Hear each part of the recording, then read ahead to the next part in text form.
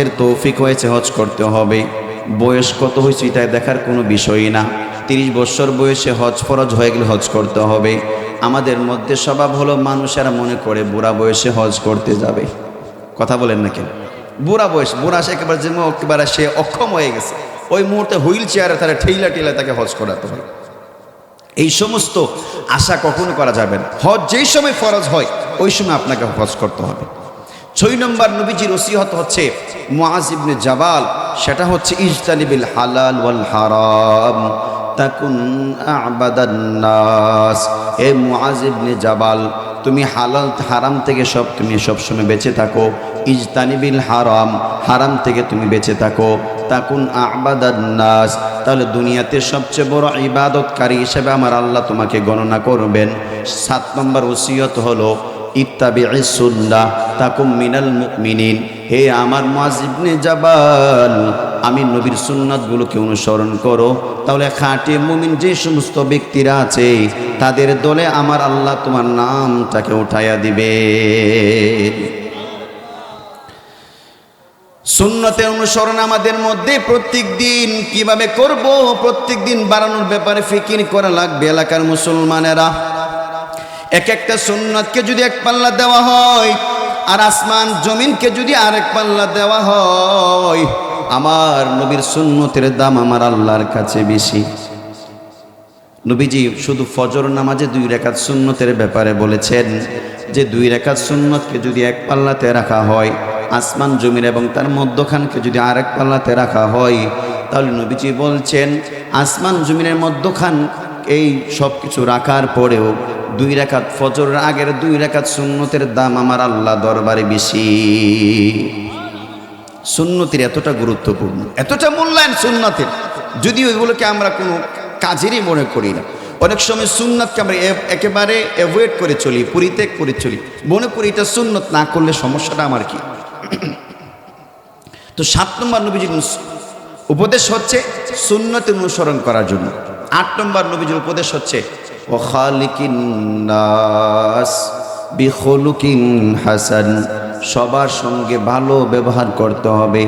এলাকার বাইরের সঙ্গে ভালো ব্যবহার করতে হবে, মই মুরব্বীর সঙ্গে ভালো ব্যবহার করতে হবে, ছোট যে সমস্ত মানুষের আছে এদের সঙ্গে ভালো ব্যবহার করতে হবে, মা বাবার সঙ্গে ভালো ব্যবহার করতে হবে। দুরাচার কখনো করা যাবে না, বদমেজাজি প্রকাশ করে কখনো কথা বলা যাবে না। 9 নম্বর আমার আল্লাহর নবী বলেন আকসির মিনাল ইস্তিগফার ফা ইন্নাল্লাহা গফুরুর রহিম। নবীজি আবার 9 নম্বর ওসিয়তের মধ্যে বলেন মুআজ ইবনে জাবাল, বেশি করে ইস্তিগফার পড়ো, মুখের মধ্যে বেশি করে তুমি আস্তাগফিরুল্লাহ পড়ে নাও। বেশি করে ইস্তিগফার পড়লে আমার আল্লাহর দরবারে তোমার মূল্যায়ন বেড়ে যাবে, দাম বেড়ে যাবে। নবীজি অন্য হাদিসের মধ্যে বলেছেন, মুসলিম শরীফের বর্ণনা হাদিসটুকু এসেছে 4244 নম্বর হাদিস। হাদিসটা বর্ণনা করেছেন হযরত আবু হুরায়রা রাদিয়াল্লাহু তাআলা আনহু। তিনি বলছেন ক্বালা রাসূলুল্লাহ সাল্লাল্লাহু আলাইহি ওয়াসাল্লাম ইন্নাল আবদা ইযা আখতা খাতিয়াতান নুকিতাত ফি কলবিহি নুকতাতুন সাউদা। তিনি নবীজি বললেন, একজন মানুষ যখন একটা গুনাহ করে তার কলবের মধ্যে একটা কালো দাগ পড়ে যায়, আর একটা গুনাহ করলে আর একটা কালো দাগ পড়ে যায়, 3টা গুনাহ করলে 3টা কালো দাগ পড়বে, 5টা গুনাহ করলে 5টা কালো দাগ পড়বে। এভাবে যেই বান্দা হাজার হাজার গুনাহ যেই বান্দা করে ফেললো, তার কলবটার মধ্যে কালো দাগ দ্বারা কালো হয়ে গেছে। নবীজি বললেন এই কালো কলবটার মধ্যে কোনোদিন আর ওয়াজ ভালো লাগবে না, মানবতার কাজ কোনোদিন ভালো লাগবে না, রোজা ভালো লাগবে না, নামাজ ভালো লাগবে না। এখন কোন সময় বান্দার এই কলবটা আবার পরিষ্কার হবে? আমার নবীজি বলছেন ফাইদা হুয়া নাযাআ ওয়াস্তাগফারা ওয়া তাবা সুকিলা কলবুহু। নবীজি বললেন যে বান্দা আবার গুনাহ থেকে যখন ফিরে আসবে, গুনাহ ছেড়ে দিয়েছে, ওয়াস্তাগফার এবং ইস্তিগফার পড়েছে, ওয়া তাবা আল্লাহর কাছে তওবা করেছে, এমন এক পর্যায়ে যখন বান্দা চলে যায় সুকিলা কলবুহু, আমার আল্লাহ তাআলা ওই কলবটাকে আবার সুন্দর এবং পরিষ্কার করিয়া দে। তাহলে তওবা এবং ইস্তিগফারের মাধ্যমে কালো অন্তর সুন্দর হয়ে যায়। অন্ধকারাচ্ছন্ন অন্তর আমার আল্লাহ পাক সুন্দর করে দেন একমাত্র তওবা এবং ইস্তিগফারের মাধ্যমে। এই জন্য তওবা এবং ইস্তিগফার বেশি পরিমাণ আমাদের করতে হবে, একবার দুইবার তিনবার নয়, আরও বেশি পরিমাণ করতে হবে। মুসলিম শরীফের মধ্যে বর্ণনা পাওয়া যায়, মুসলিম শরীফের 2702 নম্বর হাদিস, হাদিসটা বর্ণনা করেছেন হযরত আগার বিন ইয়াসার রাদিয়াল্লাহু তাআলা আনহু। তিনি বলছেন ক্বালা রাসূলুল্লাহ সাল্লাল্লাহু আলাইহি ওয়াসাল্লাম ইয়া আইয়ুহান নাসু তুবু ইলাল্লাহ ওয়াস্তাগফিরুহ। নবীজি বললেন উম্মতেরা বেশি করে আমার আল্লাহর কাছে তোমরা তওবা করো এবং ইস্তিগফার করো। ফাইন্নী আতুবু ইলাল্লাহি ফিল ইয়াউমি মিয়াতা মাররা, কেন আমি আখিরি জামানার পয়গম্বর, আমি প্রত্যেক দিন 100 বার আমার আল্লাহর কাছে তওবা করি। নবীর ইস্তিগফার, নবীর তওবা করছে প্রত্যেক দিন 100 বার। আমরা প্রত্যেক দিন কয়বার করা লাগবে? 100 বার করা লাগবে না? কমপক্ষে 100 বার করতে হবে। আমার নবীজির জীবনে কোনো ভুল নাই, কোনো গুনাহ নাই, নিষ্পাপ মাসুম নবী আমার। তিনার যদি 100 বার তিনি আল্লাহর কাছে তওবা করে, আমগো তো কমপক্ষে 100 বার কেন 1000 বার তওবা করা উচিত। আরে কথা বলেন,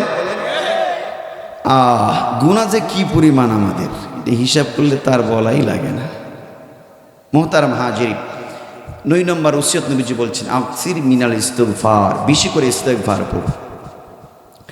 এবার আমার নবীজি সাল্লাল্লাহু আলাইহি ওয়াসাল্লাম বলেন ফা ইন্নাল্লাহ গফুরুর রহিম, বেশি করে ইস্তিগফার পড়লে আমার আল্লাহ পাকের সেখানে 2টা গুণান্বিত শব্দ তিনি বর্ণনা করেছেন, গুণবাচক শব্দ বর্ণনা করেছেন। ফা ইন্নাল্লাহ গফুরুর রহিম, আমার আল্লাহ তাআলা হলো ক্ষমাশীল, আমার আল্লাহ তাআলা পরম দয়ালু। বান্দা তুমি যখন আমার আল্লাহর কাছে ক্ষমা চাইবা, আমার আল্লাহ পাক রব্বুল আলামিন তোমাকে ক্ষমা করে দিবেন। এবার 10 নম্বর নসিহতটা আমার আল্লাহ নবী বর্ণনা করেছেন। 10 নম্বর নসিহত হলো ওয়াজকুরিল মাউত। 10 নম্বর নসিহত হলো তোমরা মৃত্যুকে বেশি করে স্মরণ করো, মরণকে বেশি করে স্মরণ করো, গুনাহ বর্জন করতে পারবে। মরণের মুরাকাবা করো, গুনাহ বর্জন করতে পারবে। কত নওজোয়ান যুবক ভাই অল্প বয়সে মারা যায়। হে নওজোয়ান যুবক,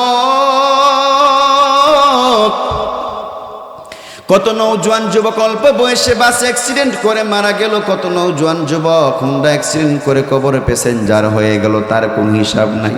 গত সপ্তাহ 10 দিন আগের ঘটনা, রূপগঞ্জের ঘটনা। মাওলানা শিহাবুদ্দিন নামক একজন মাদ্রাসার তালিবুল ইলম ছাত্র, হাইয়াতুল উলিয়া মাস্টার্সে পরীক্ষা দিতেছিল মাত্র। এই ছাত্রটা পরীক্ষার চলারত অবস্থার মধ্যে, পরীক্ষার মাত্র সময়গুলো চলতেছিল, আসরের পরে তা একটা হুন্ডা দিয়ে অন্য এক জায়গার মধ্যে রওনা করলো। পথির মধ্যে হুন্ডা অ্যাক্সিডেন্ট করে জায়গার মধ্যেই মাদ্রাসার ছাত্রটা মারা গেল। মাওলানা শিহাবুদ্দিন তার নাম, সুন্দর তার চেহারা, অল্প বয়সে কবরে আল্লাহ ডাকে সারা দিয়ে বান্দা কবরে চলে গেছে। এখন আমরা যে বুড়া হয়ে মারা যাবে এর কোনো গ্যারান্টি নাই। আমার আল্লাহ নবী সাল্লাল্লাহু আলাইহি ওয়াসাল্লাম এই জন্য বললেন মুআয ইবনে জাবাল ওয়াজকুরিল মাউত, মরণকে বেশি করে স্মরণ করো। ওয়াস্তাইদ্দা লাহু, মরণের জন্য তুমি প্রস্তুতি গ্রহণ করো। কেমন প্রস্তুতি তুমি গ্রহণ করবা? এখান থেকে যদি আপনাকে বলা হয় কক্সবাজারে আপনাকে 5 দিনের জন্য পাঠানো হবে, আপনি 5 দিনের জন্য যদি কক্সবাজারের দিকে রওনা হন, আপনি আপনার ব্যাগের মধ্যে 2টা লুঙ্গি নেবেন, 2টা গেঞ্জি নেবেন, 2টা পাঞ্জাবি নেবেন অথবা শার্ট নেবেন, 2টা প্যান্ট আপনি নেবেন কমপক্ষে। কথা বলেন ঠিক কিনা? কারণ 5 দিন আমাকে সেই জায়গার মধ্যে থাকতে হবে। কাপড় চোপড় বিহীন যদি সেই জায়গার মধ্যে যাই, তাহলে আমার সফর বড় কষ্টদায়ক হয়ে যাবে। এই জন্য আপনি আপনার এই সরঞ্জামগুলো নিয়ে আপনি সেই সফর মধ্যে রওনা করলেন। এই আমার এলাকার মুসলমানেরা, একবার দিলের কান দিয়ে আপনি আমার কথাগুলো শুনেন, মনে মনে আপনি আমার কথাগুলোকে একটু দিলের মধ্যে গেঁথে নেন। বালিশের সাথে মাথাটা ঠেকাইয়ে আপনি একটু চিন্তা করবেন, আমি যে কবরের দিকে রওনা করলাম, কবরটা একদিনেরও হবে না, 1 বছরের জন্য হবে না, 100 বছরের জন্য কবরের জগৎটা আমাদের হবে না, আখিরাতের জিন্দেগিটা 1000 বছরের জন্য হবে না। আমার আল্লাহ নবী ডেকে বলেন উম্মত, ওই জগতের মধ্যে যখন একটা মানুষ যখন আজকে ইন্তেকাল করলো, ইন্তেকাল করার সাথে সাথে মান মাতা ফাকাদ কামাত লাহুল কিয়ামাত, যেই মানুষটা মারা গেল তার জন্য কিয়ামত যেন সংঘটিত হয়ে গেল। এখন তার আখিরাতের জিন্দেগি শুরু হয়ে গেছে। এই জিন্দেগির আর কোনো শেষ নাই, এই জিন্দেগির কোনো পরিসমাপ্তি কোনোদিন তার ঘটবে না। এখানে কবর জগৎ থেকে নিয়ে আমার আল্লাহ পাক পুনরুত্থান কিয়ামতের দিন করবেন। আবার লম্বা হাসর ময়দানে আমার আল্লাহ পাক প্রত্যেকটা মানুষকে সেই জায়গার মধ্যে দান করিয়ে রাখবেন। সেখান থেকে আমার আল্লাহ পাক রব্বুল আলামিন বান্দার আমলনামা ভালো হলে ডান হাতে দান করবেন, বাম আমলনামা খারাপ হলে বাম হাতে আমার আল্লাহ দান করবেন। যদি আমল খারাপ হয় তাহলে মিজানের পাল্লাতে তার নেকের পাল্লাকে হালকা করে দিবেন, গুনার পাল্লাটাকে আমার আল্লাহ বাড়ি করে দিবেন। আমল যদি খারাপ হয় মিজান ফুলসিরাত পার হতে গিয়ে বান্দার জন্য অত্যন্ত কঠিন হয়ে যাবে। এই জগৎগুলো আমাদের প্রত্যেকটা ব্যক্তির জন্য পার হতে হবে। এই জন্য উসমান বিন আফফান রাদিয়াল্লাহু তাআলা আনহু তিনি কবরের পাশে যখন রওনা করতেন, কবরের সামনে যাইয়া তিনি বেশি পরিমাণ কান্না করতেন, তিনার দাড়ি পর্যন্ত ভিজে যাইত। সাহাবায়ে কেরাম ডেকে ডেকে বলতেন, ইয়া উসমান ইবনে আফফান, আপনি কবরের পাশে আসলে এমন করে কেন কান্না করেন? অথচ জান্নাতের আলোচনা করলে আপনি এমন করে কান্না করেন না, জাহান্নামে আলোচনা করলে আপনি এমন করে কান্না করেন না, অথচ কবরের পাশে আসলে এমন করে কেন কান্না করেন? উসমান ইবনে আফফান, আপনার কাছে আমরা জানতে চাই। উসমান ইবনে আফফান বলতেন, ইন্নাল কবরা আউয়ালু মানজিলিন মিন মানাজিলিল আখিরাহ, এই কবরটা হলো আখিরাতের সমস্ত মানজিল থেকে প্রথম নম্বর গাঁটি এবং মানজিল। এই গাঁটি যে বান্দার জন্য সহজ হয়ে যাবে, বাকি গাঁটিগুলো তার জন্য সহজ হয়ে যাবে। আর এই গাঁটি যে বান্দার জন্য কঠিন হয়ে যায়, আমার আল্লাহ নবী বলছেন সমস্ত গাঁটিগুলো তার জন্য কঠিন হয়ে যাবে।